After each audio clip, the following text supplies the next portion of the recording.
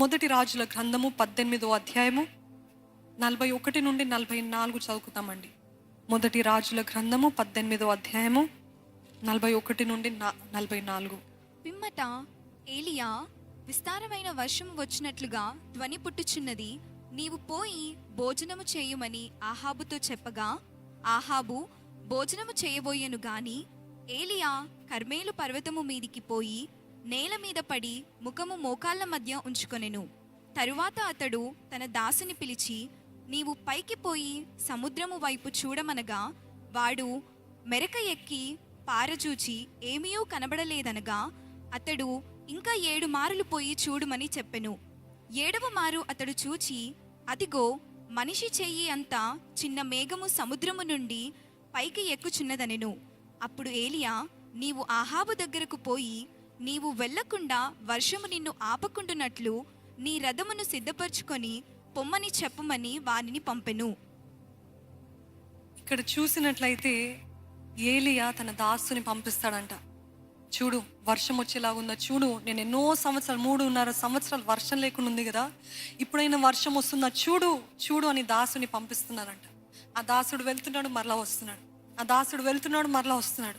Is going, is coming. 6 times మానవ సంఖ్య. ఇందాక చెప్పిన రీతి 6 times he tried. 6 times he tried. ఈరోజు మన జీవితంలో కూడా 6 times ఏంటంటే ఇంకెన్నోసార్లు మనం ప్రయత్నిస్తుంటాం. మానవ సంఖ్య అంటే మానవ నైజములాగా ఎన్నోసార్లు ప్రయత్నిస్తున్నాం. We going for a victory, we going for an answer. ఈ విషయంలో నాకు జవాబు దొరుకుతుందా, ఈ విషయంలో నాకు ఒక పరిష్కారం ఉంటుందా అని ఎన్నో మార్లు ప్రయత్నిస్తున్నాము. మరలా వెనుక వస్తున్నాం, మరలా వెళ్తున్నాము, మరలా వస్తున్నాం. 3.5 సంవత్సరాలు ప్రార్థన చేస్తానయ్యా, దేవా 3.5 సంవత్సరాలు వర్షం లేకుండా ఉందయ్యా, నేను ఇప్పుడు ప్రార్థన చేస్తున్నాను. అయితే ఏలియా అంటున్నాను, నేను మరలా ప్రార్థన చేస్తాను, మరలా చూడు వర్షం వస్తుందా. మన జీవితంలో కూడా, మన కుటుంబ విషయంలో, మన వ్యక్తిగత విషయంలో, మన జీవితంలో వి ఆస్క్ గాడ్, దేవా నేను ప్రార్థన చేస్తున్నా, again we see is there anything happening. ఏమైనా జరుగుతుందా నా జీవితంలో, ఏమైనా మార్పు కలుగుతుందా. ఈ రీతిగానే ఆ దాసుడు చేసిన రీతి ఏలియా ప్రార్థన చేస్తున్నాడు, దాసుడిని పంపిస్తున్నాడు, ప్రార్థన చేస్తున్నాడు, దాసుడిని పంపిస్తున్నాడు. మన జీవితంలో కూడా వి ప్రే అండ్ వి వెయిట్. వి ప్రే, మళ్ళీ చూస్తాం దేవా జవాబు వస్తుందా రావట్లేదా, జవాబు వస్తుందా రావట్లేదా. And then we come to an end. 6 మారు ఆయన అన్నాడంట, రావట్లేదు. దాసుడు చెప్పాడు, రావట్లేదు అయ్యా, ఏలియా రావట్లేదు అంటే మరలా ప్రార్థన చేస్తాడు. 7వ మారు వెళ్ళినప్పుడు అంట చేయి హస్తం అంత మేఘము కనబడ్డదంట. అంటే అంత మేఘము కనబడితే అంటే it is like an answer to his prayer. తన ప్రార్థనకి జవాబులాగా పొందుకున్నారండి. 7 పరిపూర్ణమైన సంఖ్య. ఈరోజు మన మానవ ప్రయత్నాలు, మన కుటుంబం బట్టో, లేకపోతే మన భవిష్యత్ బట్టో, లేకపోతే ఏ విషయంలోనో ప్రయత్నిస్తూనే we want to be better, we want to do better, ఇంకా మేలు జరగాలి, ఇంకా మంచిగా ఉండాలి, ఇంకా ప్రయత్నిస్తున్నాం. వారు ఎంత తిట్టినా నేను మౌనంగా ఉంటా, వారు ఎంత అన్నినా, ఎంతగా దూషించినా, అవమానించిన నేను మౌనంగా ఉంటా. You trying but there is no difference. ఎటువంటి వ్యత్యాసం లేదు, ఎటువంటి తేడా లేదు. Everything is the same. And that's when you ask God, దేవా ఆలకించయ్య నా ప్రార్థనని, దేవా నువ్వు జవాబును దయచేయి అని ప్రార్థించినప్పుడు 7వ మారు చూడమన్నప్పుడు 7వ మారు హస్తం అండి, దేవుని హస్తము. Hallelujah. Do not give up, do not give up. అంత తొందరగా చేతులు ఎత్తేయకండి, జవాబు రానంత మాత్రాన్ని ఎత్తేయకండి.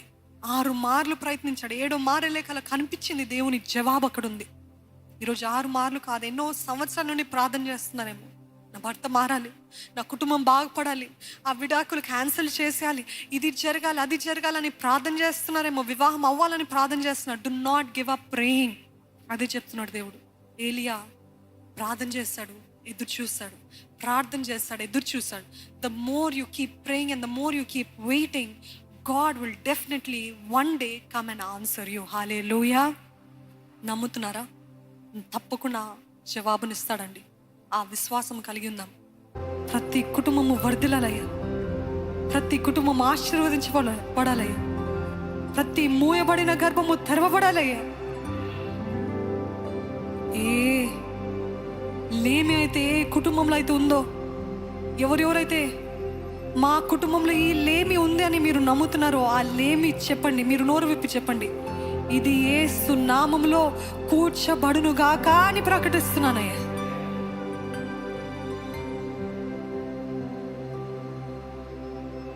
నెహెమ్యా నెహెమ్యా గోడలు కట్టిన రీతిగా, పాడైపోయిన గోడలి తిరిగి కట్టిన రీతిగా,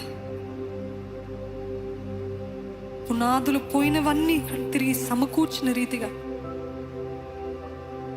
ఈరోజు మా పునాది, మా విరిగిపోయిన, పగిలిపోయిన, పాడైపోయిన గోడని తిరిగి కడుతున్నామయ్యా నీ నామంలో. మరలా మా కుటుంబాన్ని ఒక గొప్ప పట్టణము వలె, నీకు మహిమ తెచ్చే కుటుంబము వలె, నిన్ను ఎత్తి చూపించే కుటుంబం వలె నా కుటుంబాన్ని నీవే చేయమని అడుగుతున్నానయ్యా. ఎవరెవరైతే నీ నామంలో ప్రార్థించారో, వారి బిడ్డల నిమిత్తమై ఏడ్చారు, మొరపెట్టారు, వారి కుటుంబం నిమిత్తమై విజ్ఞాపన చేశారు, ప్రార్థన ఆలకించే దేవా నీవే జవాబుని దయచేయమని. ఇప్పుడు వెళ్ళేటప్పుడు గొప్ప నిశ్చయత, గొప్ప ధైర్యము, గొప్ప ఆనందము, సంతృప్తి.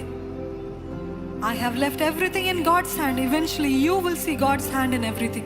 When we leave everything in God's hands, we will definitely see His hand upon our everything.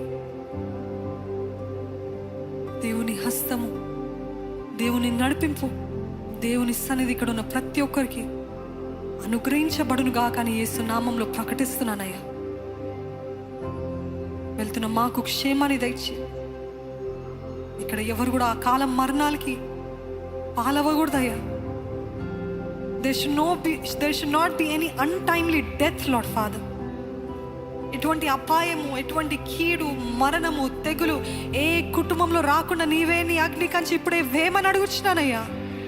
నీ అగ్ని కంచె ఇప్పుడే, నీ జ్వాలలు రగిలింపచే ప్రతి ఇంటి చుట్టూ, ప్రతి కుటుంబం, ప్రతి బిడ్డ నీవే ప్రతి ఒక్కరి చుట్టూ నీ కాపుదలు ఇచ్చి నడిపించు. నీ బిడ్డలందరూ దీర్ఘాయుష్మంతులు అవ్వాలయ్యా, ఆరోగ్యవంతులుగా, సమాధానము, ఆనందము కలిగిన వారుగా నీవే నింపి నడిపించమని ప్రభు యేసు నామములో అడిగి వేడుకొంచున్నాను తండ్రి. ఆమేన్.